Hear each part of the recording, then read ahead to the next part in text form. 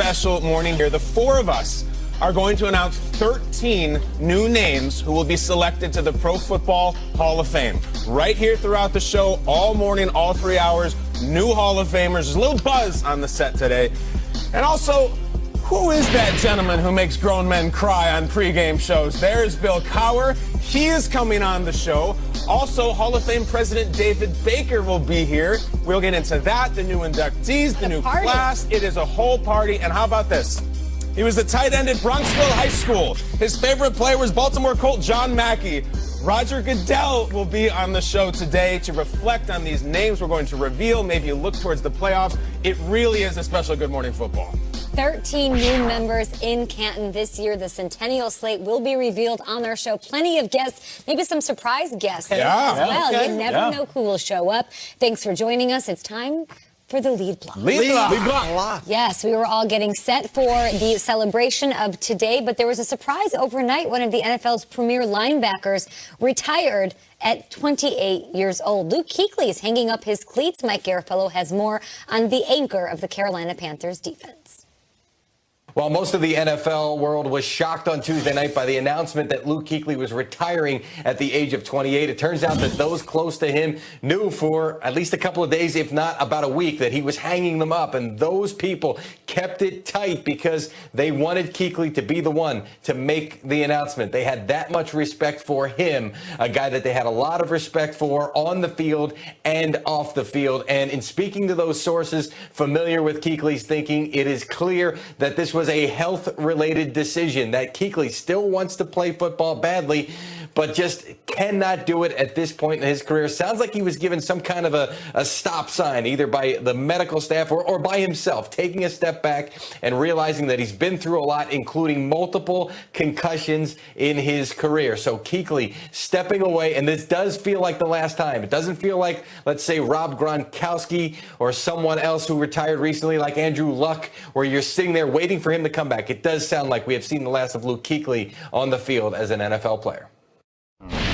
Kuechly retiring after 8 seasons. Christian McCaffrey, his teammate and buddy, saying thank you for some of the best memories both on and off the field. So honored to have shared the field with not just the best player I've ever seen, but the best person I've ever met. We'll always love you, bro. To retirement and fishing. We heard from players that aren't on the Panthers as well. Actually, Michael Thomas saying that Luke doesn't even have social media. He is that different. I have to see him soon in person and pay my respects. Always fun to play against. Meetings were always a little longer. Game plans a little more complex. He kept you honest. And then a fellow retiree also chiming in. This was my favorite one. Congrats, Luke Kuechly, on early retirement. You were a fearless player out there on the field, so when are you coming back? Of course, Gronk fielding those questions day in, day out. 8 seasons in the NFL, all with the Panthers, 7 Pro Bowls. He was the Defensive Player of the Year in 2013.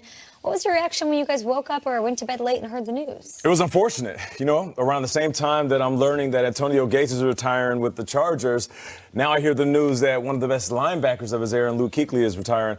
You know, I say it's unfortunate, but I'm not surprised, though. When I saw young Luke Kuechly, he was a thumper. He would fly around. I say the best linebackers are the guys that aren't afraid to go north and south. They can come downhill and smack anybody. And then they can also run sideline to sideline like we're seeing right here and pick off passes. What I saw over the last couple of years, not a hesitant Luke Kuechly, but a guy that wasn't putting his body in harm's way, and rightfully so.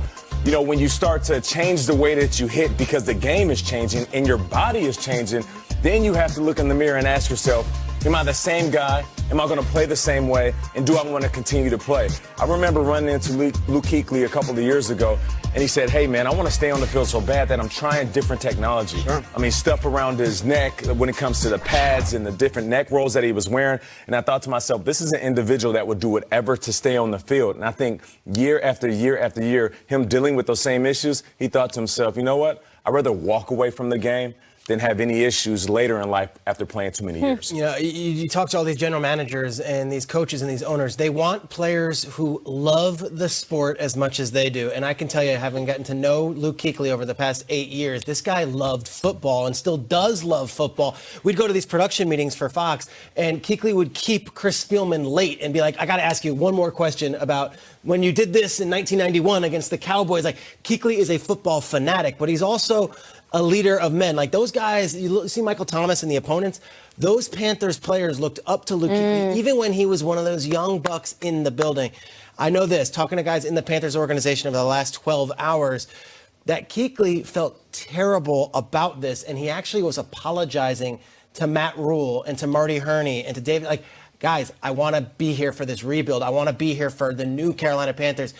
I just can't because of my health. And everyone in that building is sad, but so happy and so proud of Luke Kuechly being able to go out and do this his way and say, okay, I'm done, and yet to still be able to live a full life and do everything he wants to do. It's funny you say how much he likes football. A handful of years ago, I got to talk to him, and I was talking to a bunch of different players doing this thing about what's your favorite holiday? And so I like Thanksgiving, I like Christmas. Luke Kuechly said, my favorite holiday is Super Bowl Sunday. Always has been my whole life. My family and I would do a thing with the commercials and the national anthem. We had a little game that we played. He loved it. And as my fan reaction, it's possible to be simultaneously really happy and really sad. Like, I'm happy that he's doing the right thing for him. I'm sad that he's not doing the right thing for me. I like watching Luke Kuechly. He's one of the most entertaining players to watch, and I feel like he's leaving the party. You ever out with your friends, and you're on a bar crawl, you're in Vegas, you're just having the best time ever, and one of your friends is like, I gotta go home. I gotta get to sleep. I got work tomorrow, and you're like, no. I know you got to go home, and I respect it, but we're going to miss you. But maybe he stays at the party. He's just not, drinking beer. Club sodas. He's doing something else. Maybe there's another role that's just as important. If he loves football so much, maybe he stays around the team in some way. It's so important to that city. I think the city, but I also think I can't imagine knowing Luke Kuechly that he would completely distance. He's not going to be one of these guys who goes to Montana and you don't see for 6 years. I think he's going to be very involved in both the Panthers and the NFL because he's been such a great ambassador of the sport and everything you want out of a young leader on an NFL team. And think about this for a second. He's not coming off a season where he missed the entire year because of injury or half the year. My dude played 16 games. That means he was healthy. He fought through whatever he was going through. And now let's spin it forward. What if he just stuck around, kept quiet, and said, you know what, I'm going to wait until I get another contract? They would have broke off Luke Kuechly, one of the top-paid linebackers in the game. So this guy's possibly walking away from like $50 million. I mean, he's literally pulling a Dave Chappelle. It's like, you know what? My peace of mind is much more important than a piece of money. That also echoes and layers and ripple effects of the support system that these teams offer, that their family and friends offer them. We saw Rob Gronkowski walk away, Andrew Luck did as well, all in the past year. So it takes a little bit of encouragement to make that decision to walk away from all that money and to put health and safety first. So credit to everyone in that Panthers organization for being behind him and doing that. Yeah, and I know that they're so sad there this morning. They love Luke Kuechly. They're also absolutely proud of the last 8 years having Luke Kuechly be their leader. Here's his old coach now. Ron Rivera chiming in on Twitter saying, I had the privilege of playing next to Hall of Famer Mike Singletary and coaching Brian Urlacher. Luke Kuechly is worthy of that honor someday. More importantly, I'll remember Luke's sense of humor, his leadership, and for being a great teammate. Speaking of Hall of Fame, we are getting to announce and reveal 13 new guys headed to Canton. Yeah. Centennial class 2020, 13 different names on our show today.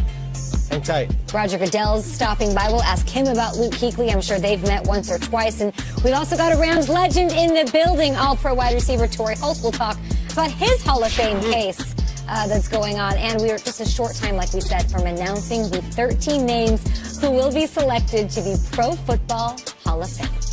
You got to do this now. I'm going to say. No.